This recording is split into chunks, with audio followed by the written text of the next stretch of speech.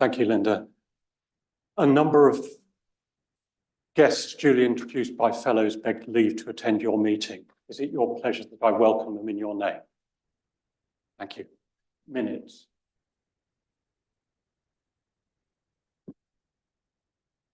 Society of Antiquaries of London anniversary meeting, Thursday the 25th of April 2024 at 5 p.m. Burlington House and online. Professor Martin Millett, President in the chair. The minutes of the previous ordinary meeting on the 4th of April at 2024 were read and signed. The President expressed his thanks to the retiring Honorary Secretary, Dr. Heather Sabir, and 3 retiring council members, Professor Rosemary Sweet, Ms. Victoria Bryant, Dr. Emily Cole. Since the ballots for President, Honorary Secretary and the 4 ordinary members of Council were uncontested, the President declared elected for 2024 to 2027, President for the 2nd term, Professor Martin Millett. Honorary Secretary, Ms. Shahina Farid. Ordinary members of Council, Professor Jennifer Alexander, Professor Anthony Musson, Dr. Andrew Seaman, Dr. Thomas Williams. The President announced that the following ballot, which closed earlier that day, the following were elected Fellows of the Society of Antiquaries: Pippa Shirley, Johanna Rothke, Rebecca Lane, Hannah Morell, Carl Heron, Jeremy Simons, Nicola Terrantanato. The Treasurer presented her annual financial statement, following which the meeting approved the appointment of Moore Kingston Smith, LLP, as the Society's auditors for 2024-25 by 130 yes votes to 0 no votes. The President read out a list of names of fellows deceased since the last anniversary meeting. The President thanked benefactors to the Society for 2023-24. The President awarded a Society medal to Mr. Andrew MacDonald for his work on the Burlington House lease. The President then gave his anniversary address. The following questions to the President on the motion of Dr. Heather Sabir, Honorary Secretary, the following resolution was carried: that the thanks of the meeting be returned to the President for his address and that he be requested to allow it to be published. The President signified his assent.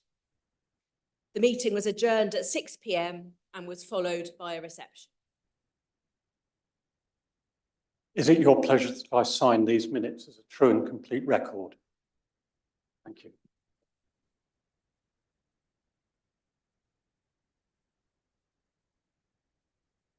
Ballots. The following candidates for election will be put to ballot on Wednesday, the 26th of June, and closes on Thursday, the 25th of July. We have a healthy list of candidates for me to read out this evening. I'm reading the short version of the blue paper. The full version is available now for inspection on the Fellows platform. William Adam, Archdeacon of Canterbury with interests in church law and church history. Jesus Bermejo Baldo, Professor of Ancient History at University Carlos III of Madrid. Alessandro Bianchi, Bodleian Japanese librarian and head of World Collections at Cambridge University Library with interests in global book history. Tom Brindle, an archaeologist with fieldwork experience in the UK, Romania and Egypt, now specialising in post-excavation. Alex Burkhardt, with scholarly interests in Anglo-Saxon state. Christopher Norman Doe, teacher of history and law, judge of the Bishop of Bangor's Court with expertise in canon law. Marion Dowd, archaeology lecturer with expertise on archaeology of caves in Europe. Donald Easton, an independent scholar specializing in the archaeology, history, and languages of pre-classical Anatolia. J. Stephen Edwards, independent historian specializing in Lady Jane Grey. Christina Faraday, research fellow at Gonville and Gaius College, Cambridge, and specialist in the art and culture of late medieval and Tudor Britain. Ian Hayward, professor of English at the University of Roehampton, specializing in the literature, politics, and visual culture of the 18th and 19th centuries. Thomas Hennig, dealer in antiquarian books.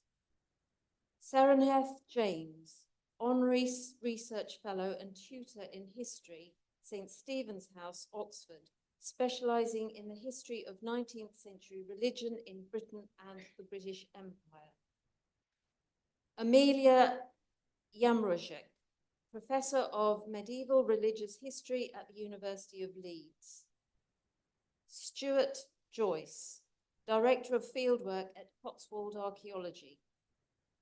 Kirsten Kennedy, curator at the V&A in its medieval and Renaissance galleries.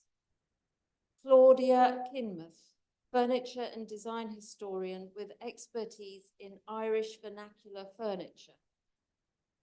Amanda Lister, assistant professor of art history, College of the Holy Cross, specializing in the high and later medieval ages with a particular focus on Britain.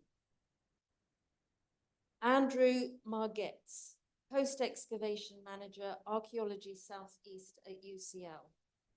Bruce Marshall, retired professor of ancient history at the University of New England and Maguire University, Sydney. Lee McFarlane, archaeologist and inspector of ancient monuments at Historic England. Melissa Malikian, operations director of AOC Archaeology, Southern Region. Tim Myatt, bursar and college fellow at Campion Hall, Oxford, with expertise in Tibetan material culture. Alexander O'Hara, independent scholar and historian of medieval monastic culture and the cult of saints. Michael Pepiat, writer, art critic, and curator of exhibitions. John Henry Phillips, author, television presenter, filmmaker, archaeologist, and senior inclusive heritage advisor at Historic England. Christoph Rummel, researcher at Romish Germans Commission of, thank you, Commission of the German Archaeological Institute in Frankfurt with expertise in Roman frontiers.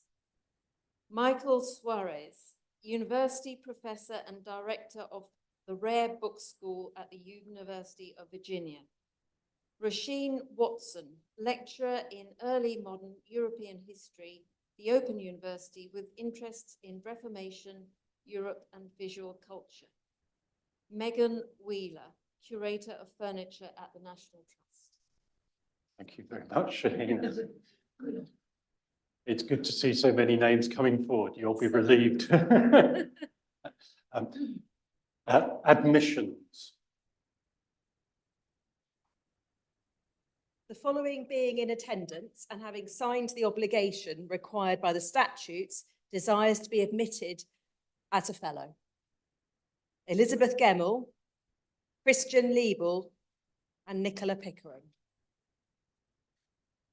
Elizabeth Gemmell.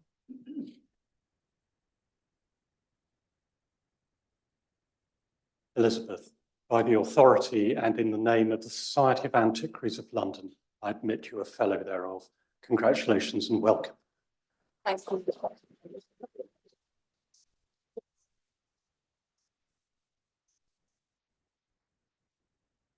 Christian Liebel.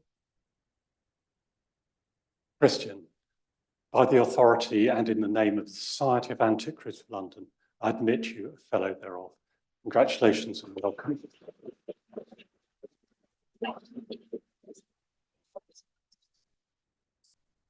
Nicola Pickering. Nicola, by the authority and in the name of the Society of Antiquaries of London, I admit you a fellow thereof. Congratulations and welcome.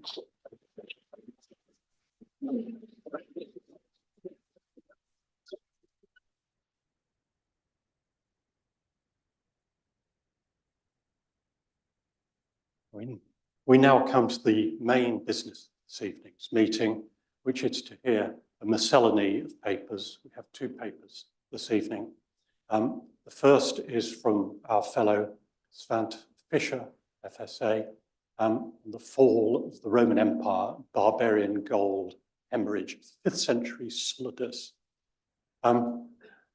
Svante is a graduate in history from Brown University. He graduated there in the 1990s, and he's had a very wide career across Europe and North America, working on various aspects of Roman imperialism and early medieval culture. He's currently a fellow commoner at Trinity College, Cambridge, and is working, as he'd been telling me earlier, on the coins in East Anglia at the moment. So we welcome you to present your paper.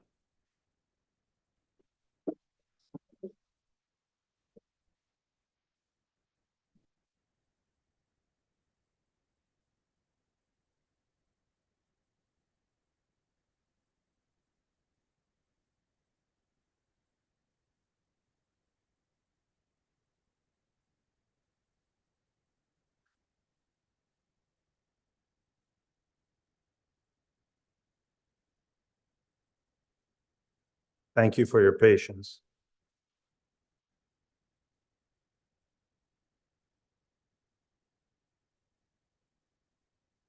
Right. I'd like to begin by thanking the Society for accepting this paper, Trinity College for funding my research, and the Stockholm Numismatic Institute for publishing it. Let's begin here. These are two recent Solidus finds from Italy. A Solidus is a Roman gold coin made of 24-karat gold, weighs approximately 4.54 grams. That is 1/72 fraction of a Roman pound, a libra of, say, 235.6 grams. Now, the San Mamiliano hoard of 498 solidi goes from Honorius to Ariadne, the Empress of Zeno. The Como hoard goes from Honorius to Anicius Olybrius. The latter hoard was quite a sensation in that before it was discovered, we only knew of 6 solidi in the name of Anicius Olybrius, none of them with an archaeological context. I'm an archaeologist more than I am a numismatist. I like seriation diagrams. These two hoards form a formidable block in the middle. What we do see right away is that none of the early material is left in the 550s. So the turnover rate of these gold coins is extremely fast. This is very unlike the previous denarius economy, where you would find Vespasian and dynasty coins with good silver content far into the mid-3rd century, for instance. This is something completely different. And above all, we realize that the more we know, the less is certain. And above all, these two new hoards in Italy make it very clear that we cannot understand the Italian material in isolation. We need some form of external explanation how the gold is coming in and where it's leaving. I'm going to ask for your patience again and get used to this image, because this is the image I'm coming from. This is the comparative perspective. To use a very worn out catchphrase, you have to think outside the box, being the Mediterranean, but you also have to put it upside down. The comparative perspective that I'm going to introduce to you is fundamentally different, but you'll see why it makes sense.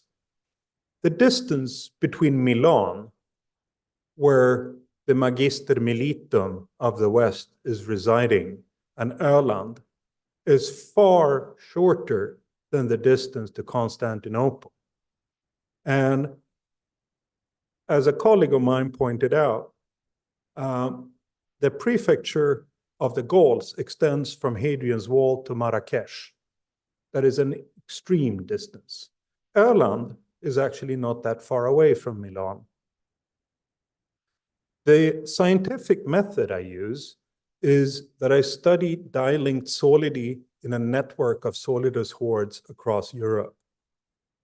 Solidi have been struck on two sides. There's an obverse, an upper side, and a reverse, a lower side. Basically, we map all the connections and interconnections of the different dyes to see how close and approximate different hoards are to each other in order to understand political context. This is what a Roman die looks like. This one is from Antioch and it's preserved in the Bibliothèque Nationale. You can see the obverse and the reverse. And there's only one preserved Solidus die that I know of. It was discovered in Trier. It was probably thrown into the Moselle River after Valentinian II committed suicide and Arbogast proclaimed Eugenius emperor in 393. As it happens, this die belongs to the same series as this coin in the Diefum hoard kept in Norwich Castle. It gives you sort of an idea of the step from the die to the coin. I'm going to introduce you now to the recent Solidus finds from Öland. I've actually been lucky enough to excavate these myself, not with a metal detector, but actually during the excavation of a fort. And before we go any further, we have to point out that the two fundamentals, typological compilations that with the nomenclature for these types of solidi were those of John Kent at the British Museum and Philip Grierson at the Fitzwilliam Museum. They deliberately ignored the Scandinavian material. They were typologists. They worked with systematic collections. They were not archaeologists. And while they ignored the Scandinavian hoards, they would still go to the Royal Coin Cabinet in Stockholm and cherry pick the hoards for specific types. For instance, the highly unusual types in the name of Emperor Glycerius found on Öland or the usurper Leontius found on Bornholm were very interesting to scholars such as John Kent, even if he ignored the hoards. Now, the Scandinavian Solidus material was first published in 1967 in English, and the material has grown considerably since. This gives you an idea, and above all, the material we're going to focus on today is Öland. It is sort of like a tilted aircraft carrier off the eastern shore of Sweden, where the western side is very fertile and has very good black soil, and the eastern shore is calcite and pastoral lands. Now, here's the Como hoard when it was first discovered and blasted out in international news.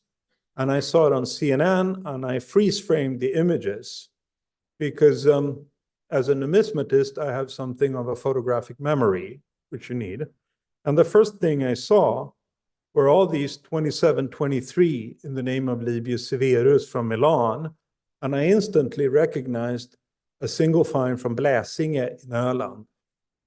And I was soon in touch with the Soprintendenza in Milan, and we realized that this material is very closely connected. Basically, there are only two places in the world where you find this material, and one is northern Italy, and the other is Öland. Now, in the research project, I borrowed this term from Max Horkheimer of the Frankfurt School, the power of monotony. This is extremely tedious work. This shows you a seriation of 411 solidi for Valentinian III, where I've been able to so far to identify 320 with different obverse and reverse dies. The green color match the Como hoard or belongs to the Como hoard. The orange color are die links outside of the Como hoard, whereas the red are sort of like dead ends so far. Eventually, though, you get exactly what you're looking for. The coin that I excavated in 2014 is indeed die linked to the Como hoard.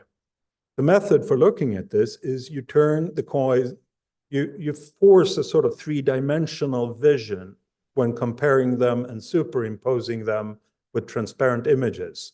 So you have to work with blue and yellow, and you can't be colorblind, obviously.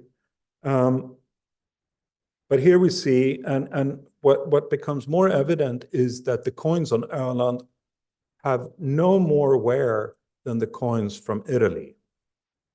What we're talking about are the dies being worn, because you don't switch the dies, you strike until the dies are completely worn out, basically.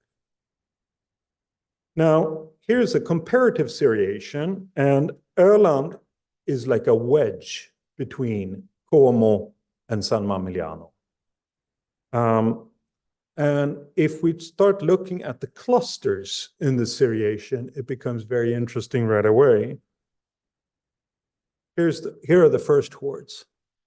This coincides with the Hunnic tributes under Attila.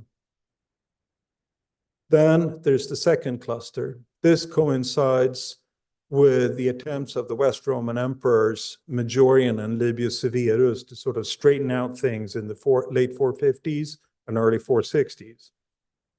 Then there's the final cluster, and this coincides with the reign of Procopius Anthemius, and basically the coinage ends with Romulus Augustus. Then something goes really wrong for the people from Öland.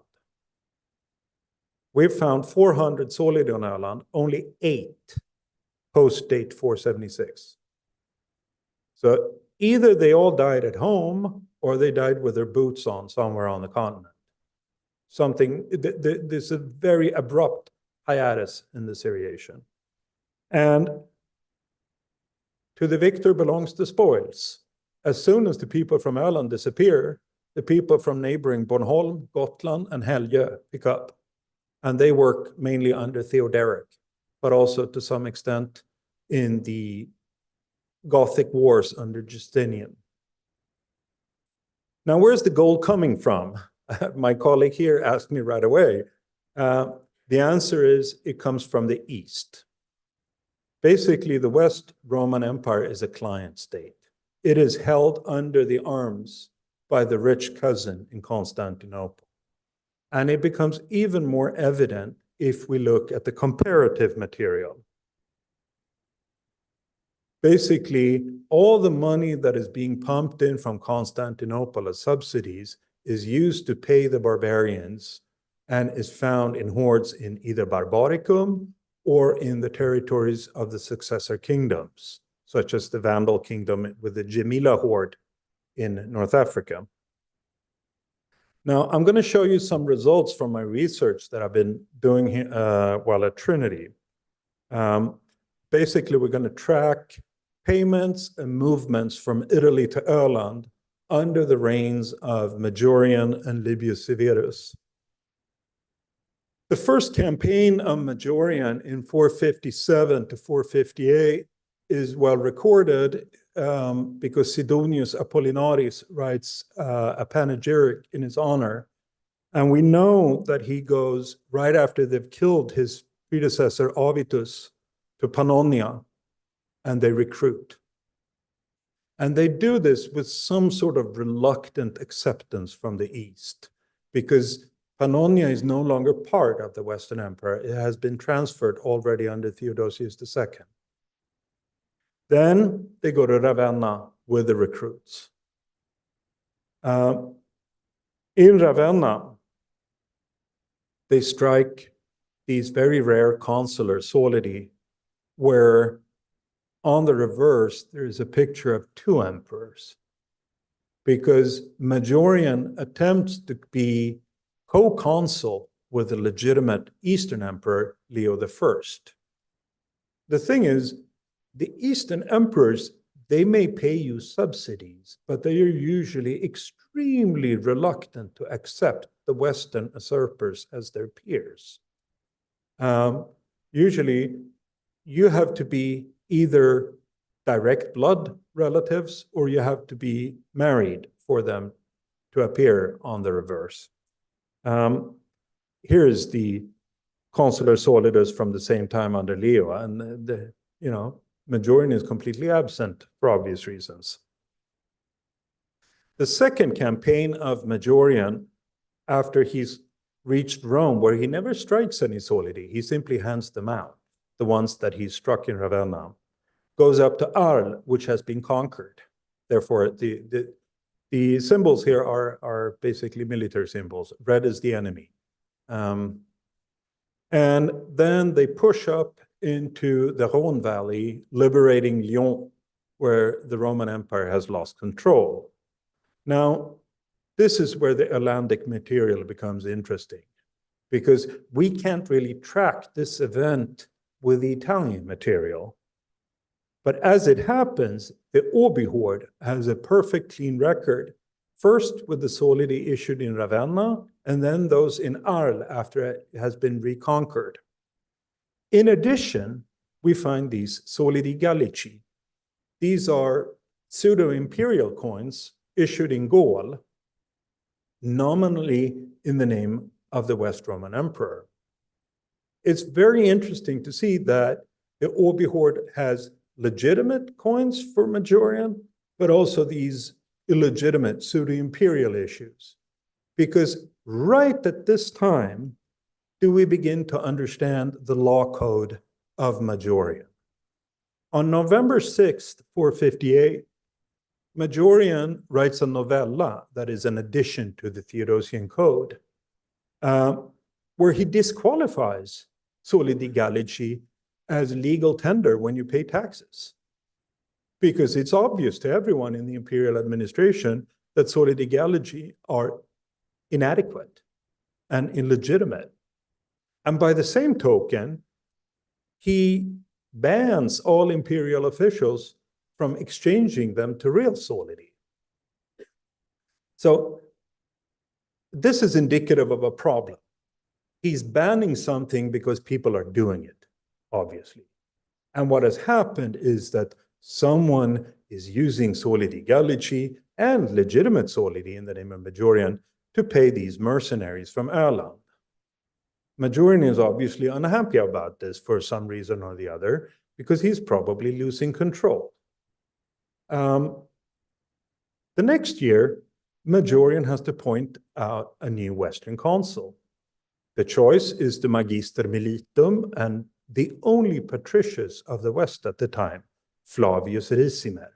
As it happens, we actually know what he wanted to look like, because there is an intaglio ring preserved in the Bibliothèque Nationale.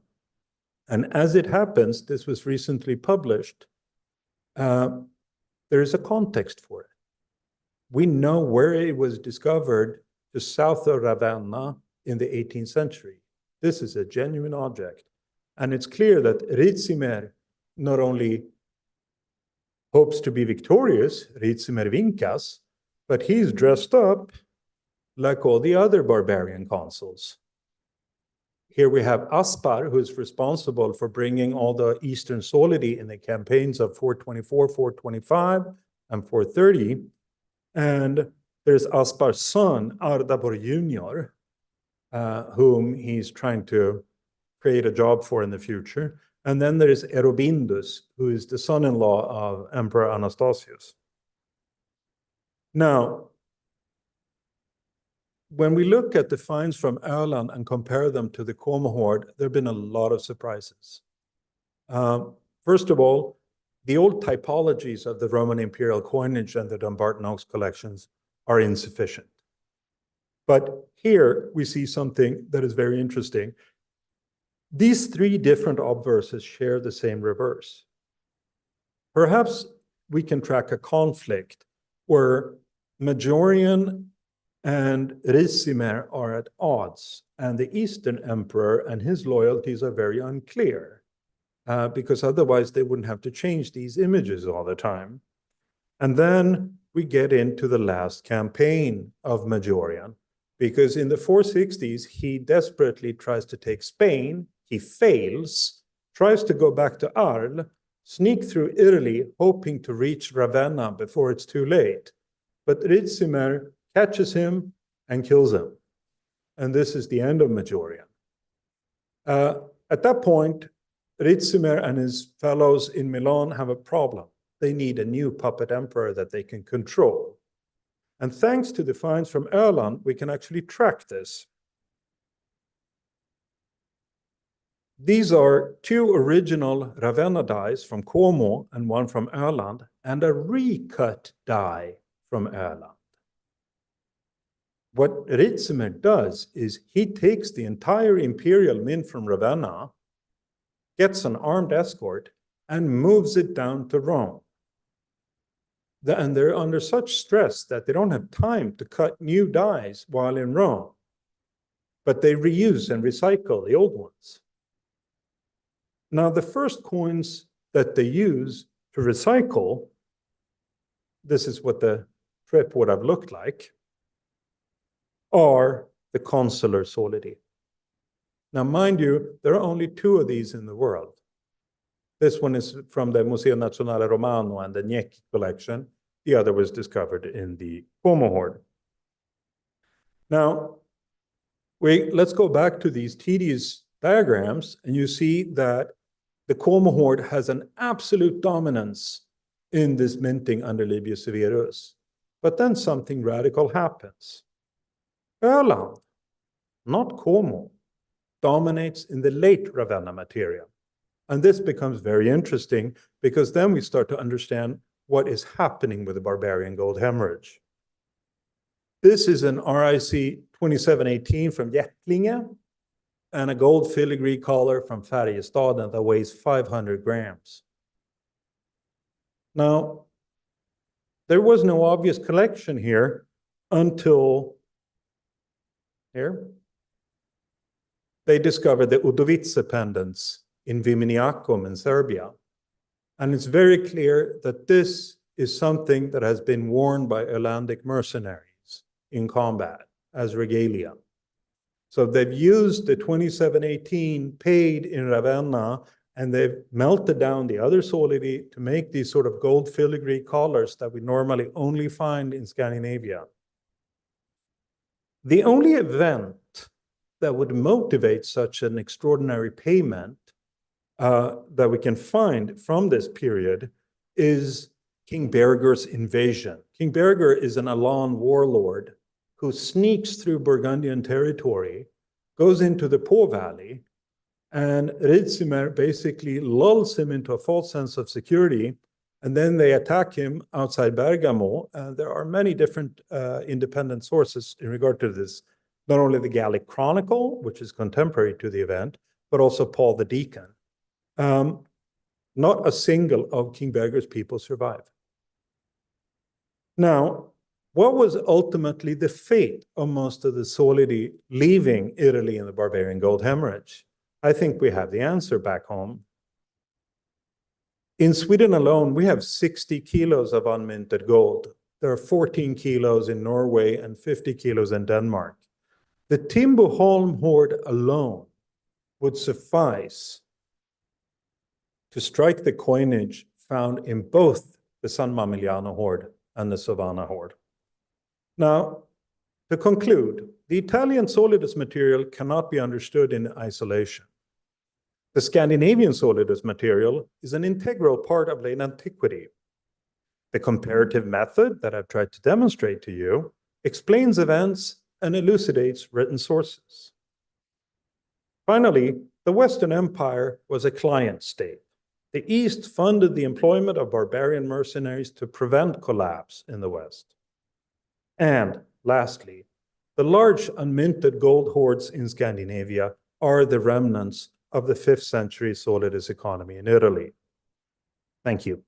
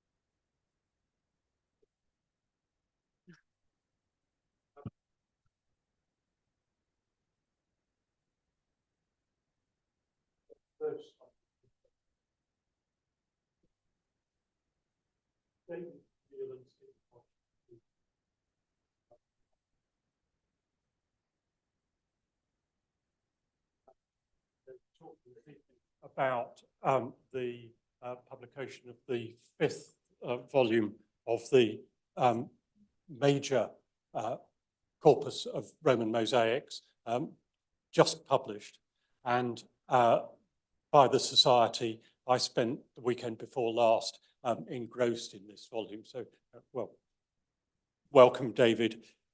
I should say, at a personal note, I first met David in 1971 in Cirencester when I was a schoolboy digging with Alan McQuirr and clearing the door of the room into the hair mosaic room. David was drawing the hair mosaic at the time, and our paths have interwoven ever since. After a distinguished career with the Ancient Monuments Inspectorate as an illustrator and archaeologist, David has spent much of his time since retirement on different archaeological projects, including the mosaics and, of course, the wonderful work on the Cosmotine pavement at Westminster, and working with our other speaker, Stephen Cosh, who have produced what is probably the most wonderful corpus of Roman mosaics from any part of the empire. So having given that introduction, over to you, David and Stephen. I could just go home now, couldn't I? Mr. President, fellows and guests and colleagues, it's a great pleasure to be here. But I must first of all thank the many people who have helped on this project, particularly, of course, the co-author, Stephen Cosh, because it is a fact that Stephen has carried out the lion's share of this project on this volume, while I've been swanning it, as they say. So I thank him and, of course, the editors and everything else.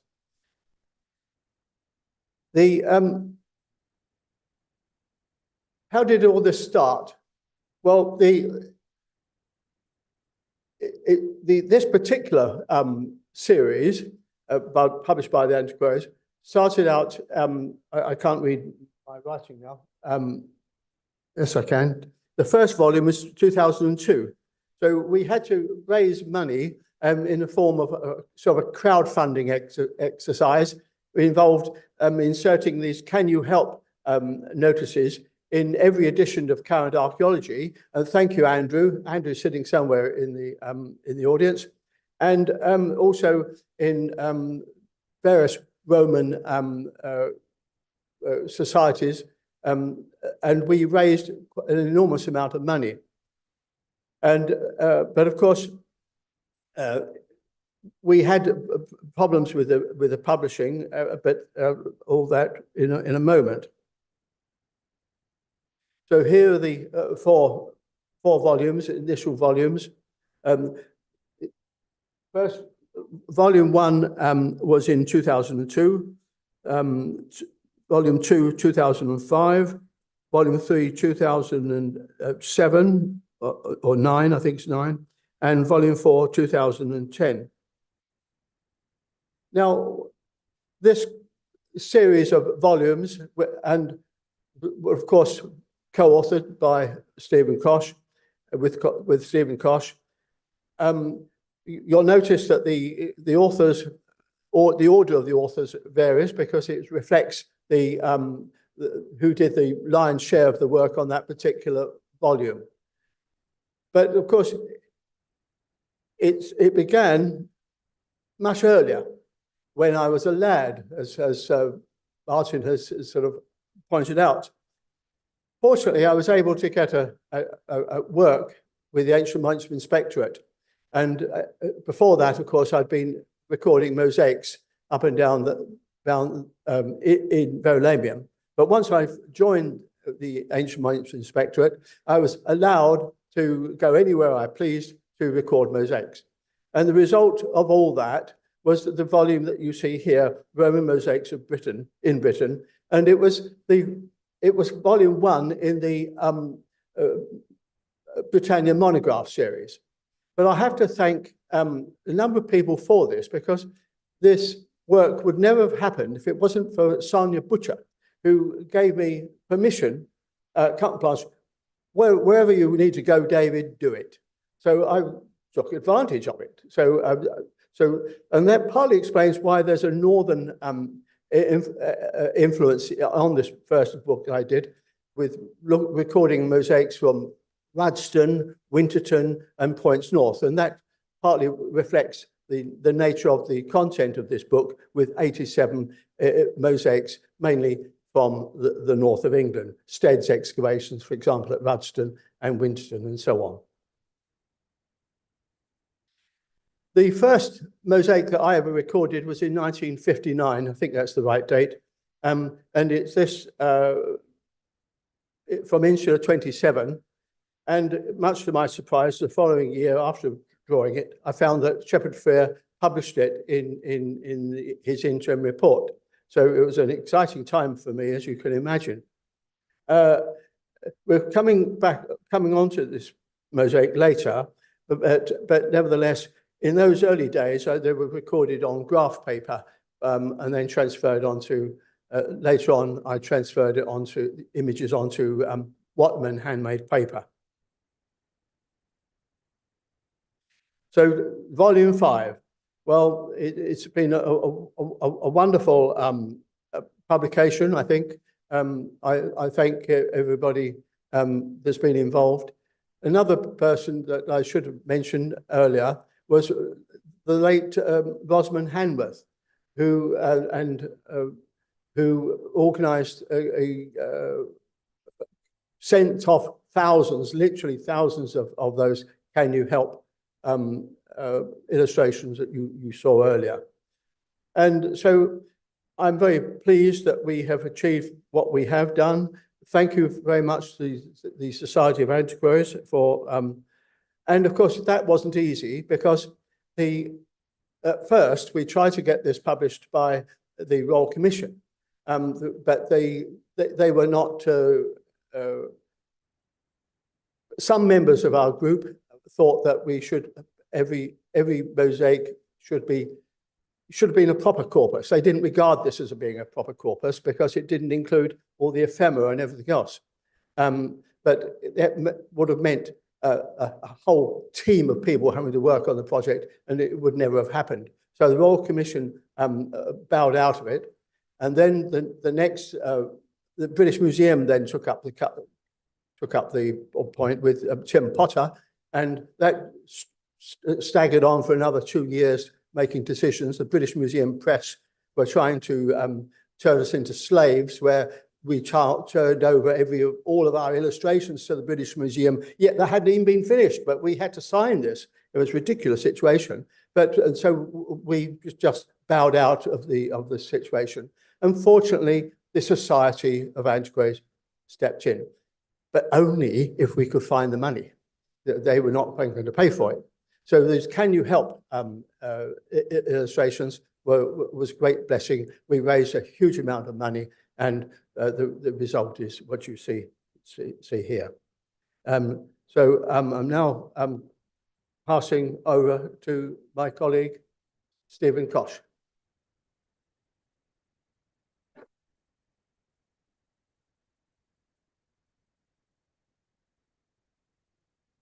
Well, thank you, David. This volume is very different from the earlier ones because the first four were really historic excavations, trawling through archives, endless journals, museum stores, and the like. This one very much relies on the generosity and the cooperation of contemporary archaeologists. And for that, we're very grateful, freely giving their information.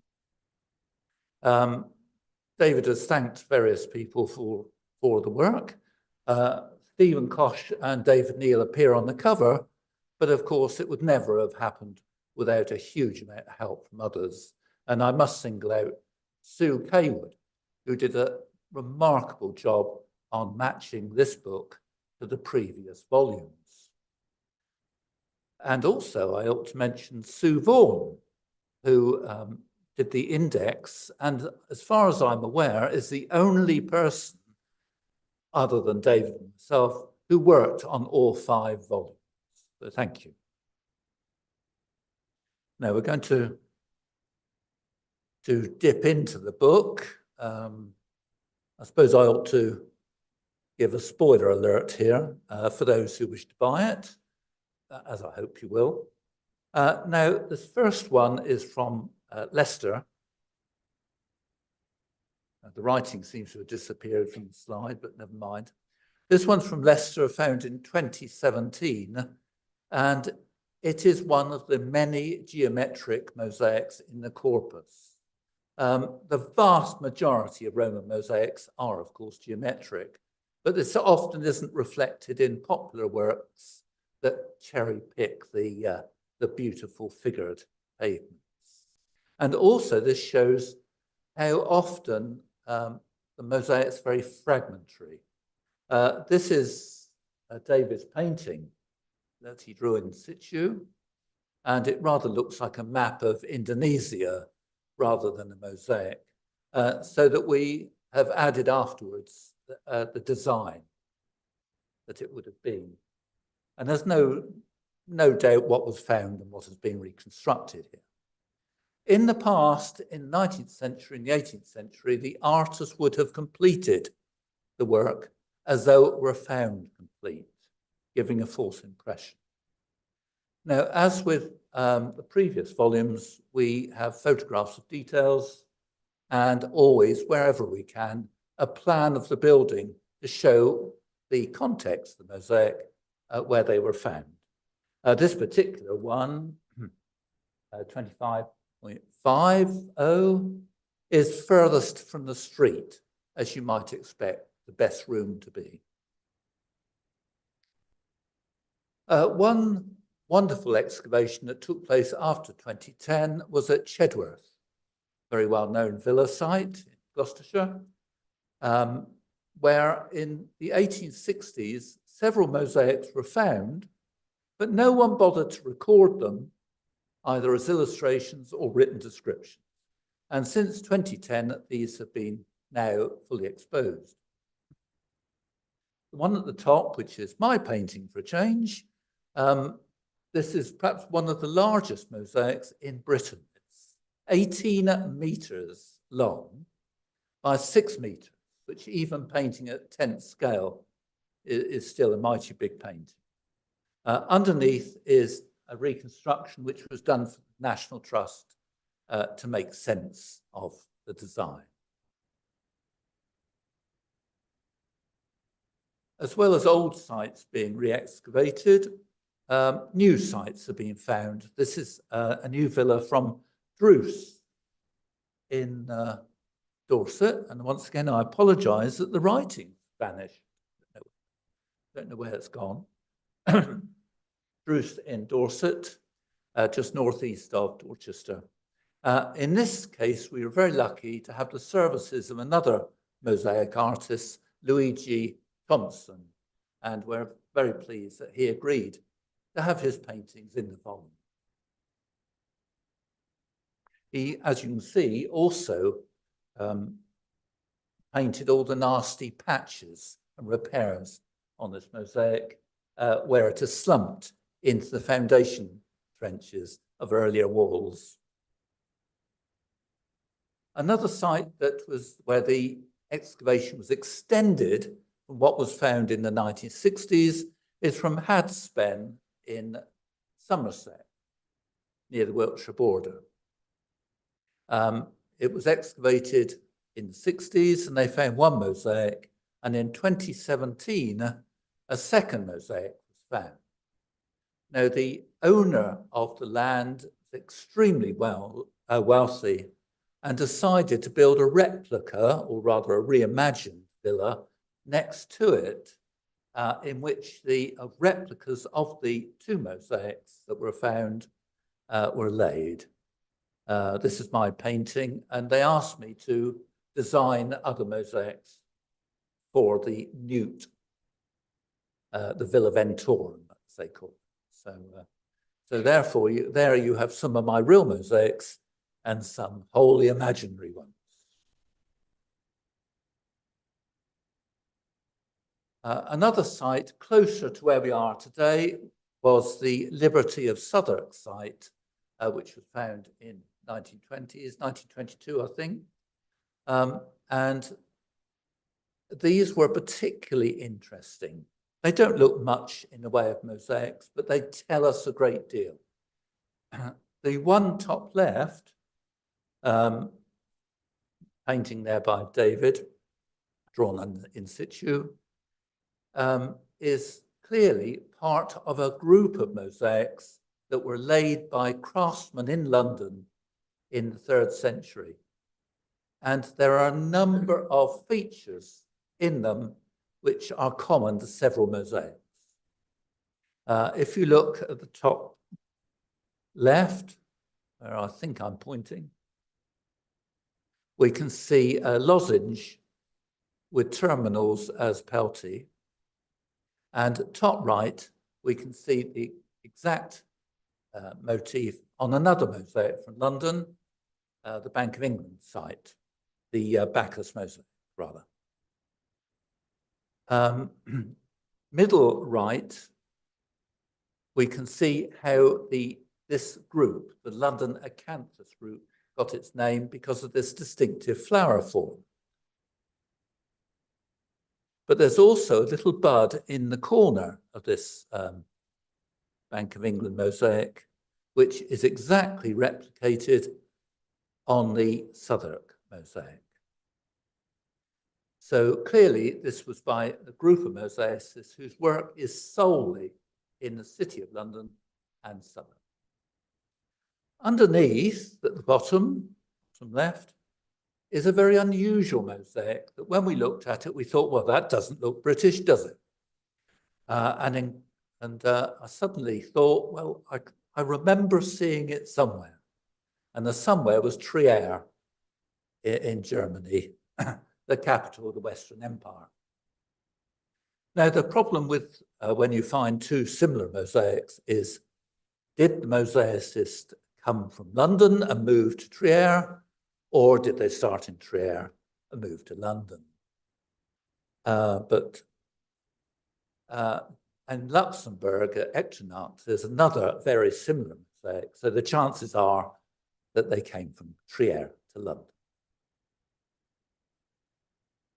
Now, we're very fortunate that although no wonderful figured mosaic had been found for over 50 years,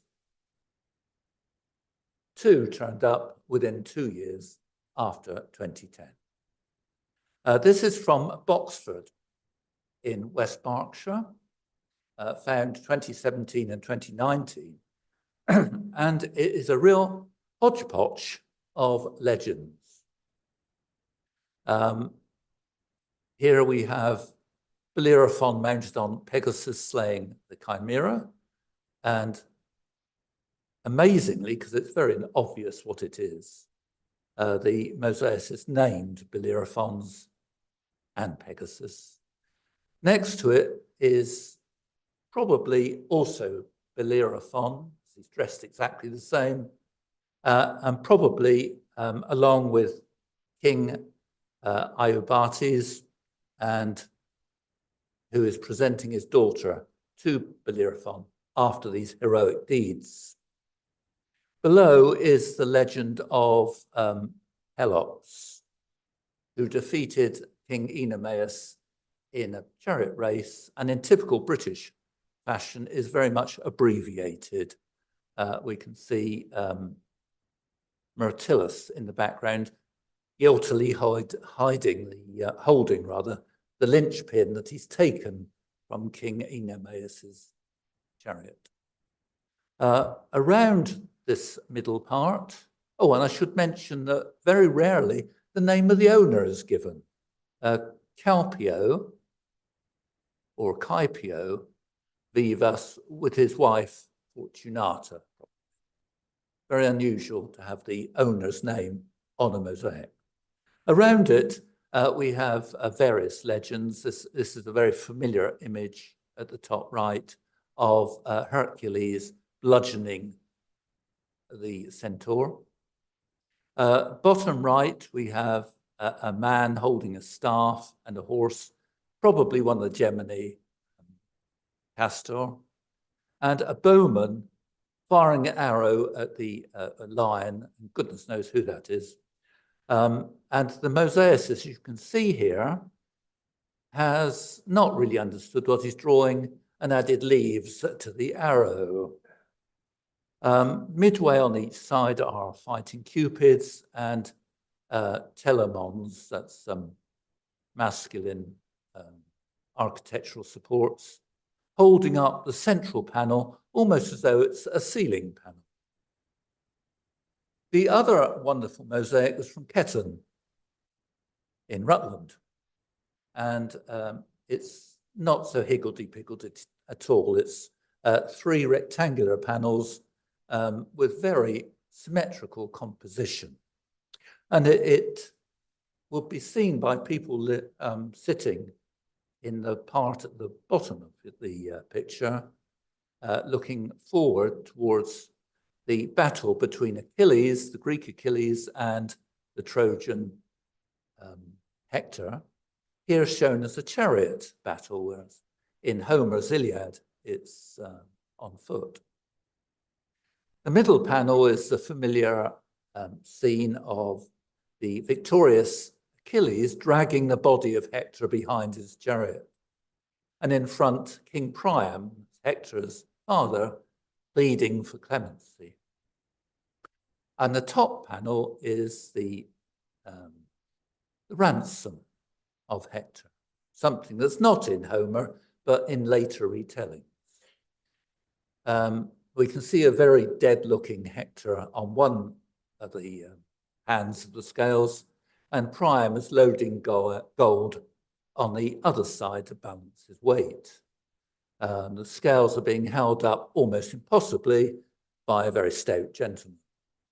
On the right, we can see Achilles sitting and looking at the scene. And if you look at the equivalent part of the photograph on the right, you can see why David and I do these paintings. The part is extremely burnt, and by painting it, you can actually see and restore the colors. Historic excavations are sometimes revisited. This is from Frampton in Dorset, and it was first excavated in 1797 by the famous Samuel Lysons, former president, I believe, here. What I've done here is I've superimposed this new piece that was excavated by Miles Russell a couple of years ago. I've superimposed it on licensed painting, which you can see here. And it's a very good match. But we can also see that lots of it is missing. And even license shows two lacunae in the center of this mosaic.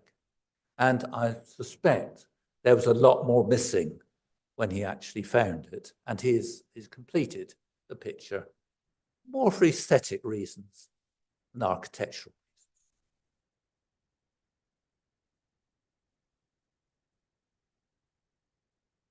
No, I'm sorry, the writing's gone funny again. This, I'm finishing with Lullingstone, because I know David wants to talk a little about Lullingstone in a minute. This is the famous apsidal panel showing Europa on the back of a bull. The bull is Jupiter in disguise, taking her across the sea. Now, above it is an inscription, an elegiac couplet. And it reads, if I in translation, if jealous Juno had seen the swimming of the bull, more justly would she have gone to the halls of Aeolus. In other words, it would have been better had she summoned the winds against her husband in the guise of a bull, rather than against the fleet of Aeneas, which is described in Virgil's famous book, the Aeneid. Now, the volume 5 is not just discoveries since 2010, but also research since 2010. I'm showing my age here. Since 2010. And one of the little bits of research is the realization that this poem at Lullingstone, which is possibly an original work, is actually inspired by or a parody of a poem by Martial on the same subject. Martial wrote a couplet about to accompany a picture of Europa. And it reads, picture of Europa. You could better have been changed to a bull, great father of gods, when he was your cow. The idea is exactly the same. In one, it would be better for Juno to have tried to scupper Jupiter instead of Aeneas. And in the other one, it said it would be better if he had been a bull when he had changed Io, the beautiful Io, into a cow to fool his wife, Juno, who, of course, like most wives, are not fooled. She put Io in the form of a cow amongst her herd and had Argos, the 100-eyed Argos, to guard it. So, in other words, Jupiter would have been better for a bull because he could infiltrate the herd and have his way with Io. But you can see that the idea is the same. And the poet at Lullingstone has obviously read this Martial poem, and he has put his own version to it. It's really just to show how clever he is, how literate he is. Because with this, he is showing that he knows the story from Ovid, he knows the Aeneid by Virgil, and he also knows the poetry of Martial. And on that point, I shall hand back to David.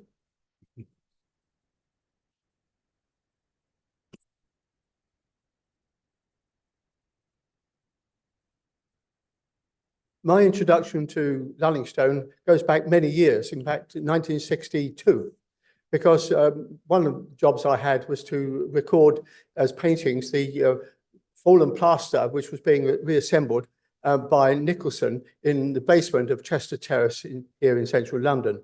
So that was my first job. But I had to go to visit the site frequently. And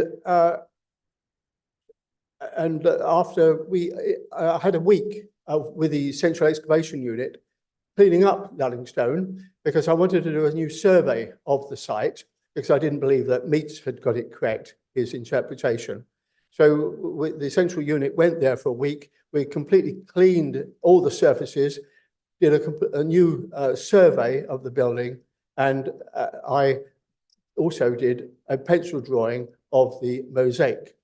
So this is, I'm not going to go through the sequence of Luddingstone here, not enough time for that, but nevertheless, you can see that I was suspicious about the sequence proposed by Meats.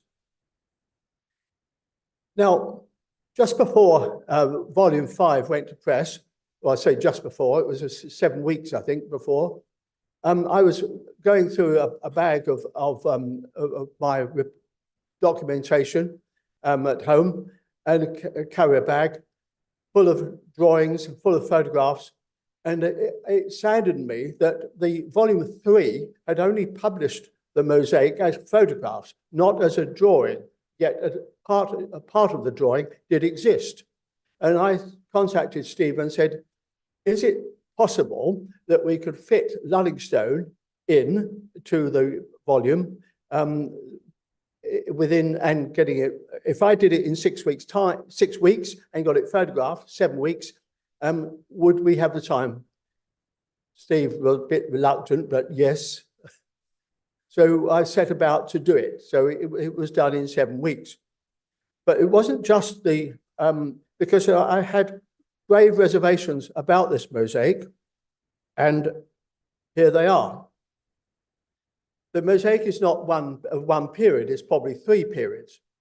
You can see on the right-hand side, the meander pattern, which has been truncated on the right-hand side by a border tesserae running at right angles to the pavement.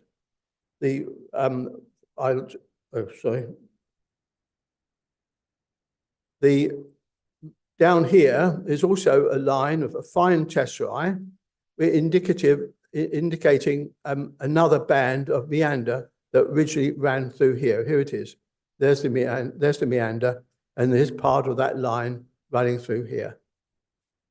Another problem with the mosaic was the northwest corner. Here it is. Why was the meander staggered at this point? Why is there this dog leg? And I was standing on the mosaic one day, because I've been long curious about this, and suddenly the penny dropped, and I said, excuse my French, you silly bugger, Neal, because what I realized was that this marks the position of a threshold into that room. But if you stood at this point, just there, and you looked along that passage, and that wall would not have been there in this phase, there would have been a staircase down, and what was directly in front of you but the 2 marble busts? They were visible from that room. They were revered from that mosaic room. And here's the 2 busts have been reassembled, the 2 pieces, and placed back on the step that they originally occupied. So there's a direct link between those busts and the mosaic. There's something else too. It's almost certain that the apse that you see here had a smaller border, a narrower border. Here's the line of it running around here. And this marks the position on geophysical survey of an earlier wall. So the first apse was at this point, running around here, and then later it was extended with this enormous apse. There's other oddities. This, as I pointed out, the meander here is yellow and white. Here, there's on the north side, just white. All that's been rebuilt. All this has been rebuilt too. So if you include that is phase 1, that is phase 2, and the rebuild here, phase 3. So we've got a similar situation on the in the apse. So say phase 1, so to speak, with the original wall at this point, then a secondary phase running through here. But notice the way that all the tesserae run in different positions, different alignments. The whole thing has been rebuilt several times. Likewise, on this side, the tesserae are running north-south at right angles to the border. So it's a real hodgepodge. And that hodgepodge will be sorted out in the next few months because Steve and I intend having a separate paper on Luddingstone. But somebody once said to me about our work, "You've not left anything else for other people to do." Well, that's a nonsense, because if we can find new things in our own work, other new people, fresh people can find new things. For example, we did a survey. This volume 5, includes work on fishbone. We did an analysis, quantity analysis of the number of tesserae. Between 17 and 19 million tesserae were required for the mosaics from Fishbourne. If you add on the other sites of roughly contemporary dates, Hayling Island Temple, Chichester, the villas along the north coast of Kent, London, huge baths, all the millions of tesserae there, and Colchester, Temple of Claudius.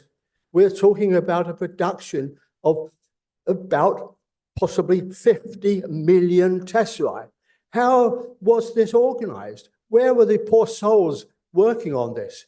It's a whole new aspect and an industry. And what we now should be doing, or others, because I'm too old for it, should be working out and doing a tesserae count of many of these villa sites, and let's learn something about the industry. But that's obviously, it's for others to do, it's not for me. Going back to my first mosaic at Verulamium, I never was able to reconstruct it back in 1959. It was left, the border was left like that.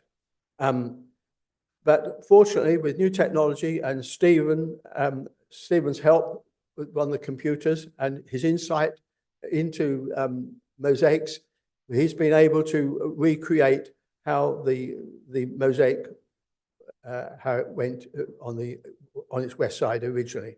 So Stephen has been able to add that mosaic, or that part of the mosaic, onto what was originally drawn.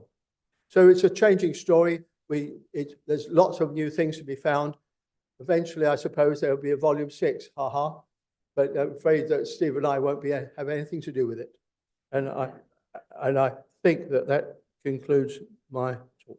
Thank you very much, or our talk.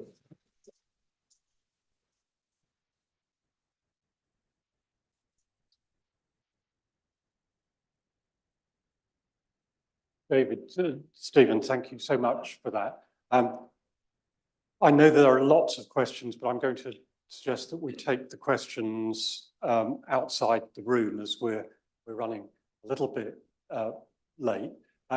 What is clear to me, having spent the other weekend reading this wonderful volume 5, is, as you say, there's a massive amount of scholarship represented not only in the illustration, but also in the new thinking about both old mosaics and new. And what's important about these sort of major publications is the way in which they build a foundation for future research, as well as marking the achievements of great scholarship of today. So congratulations and thank you again. I will close the meeting by thanking our speakers again, giving notice that the next meeting will be on Thursday, the 3rd of October 2024. Following our talks, the soirée continues for fellows and guests in the council room I'm asked to remind you that it's a ticketed event. If you haven't paid and you want to attend, do see Yola and she will take your money and welcome you to the room. So do come across to the council room and join us. And thank again our speakers for some splendid presentations this evening.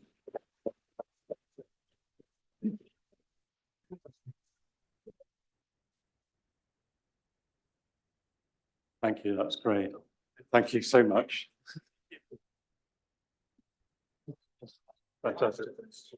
No, well, the problem